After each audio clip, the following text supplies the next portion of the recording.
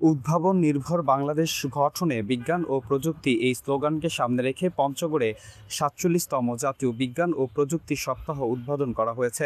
শনিবার ১৮ এপ্রিল দুপুরে পঞ্চগড় সদর উপজেলা পরিষদ হলরুমে জেলা প্রশাসনের আয়োজনে আলোচনা সভার মাধ্যমে এই কর্মসূচির উদ্বোধন করা হয়।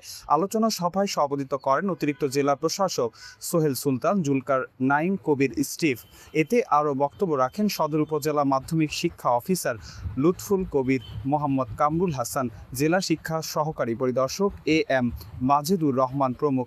আলোচনা সভা শেষে অতিরিক্ত জেলা প্রশাসক সোহেল সুলতান, জুলকার নাইন ও সদর উপজেলা নির্বাহী অফিসার ফাহমিদা সুলতানা বিজ্ঞান ও প্রযুক্তি মেলার বিভিন্ন স্টল পরিদর্শন করেন। এবারের আয়োজনে জেলার মোট ৩২টি শিক্ষা প্রতিষ্ঠান অংশগ্রহণ করে।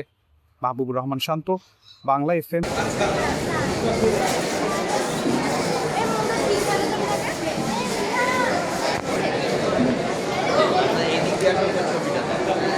স্যার আমি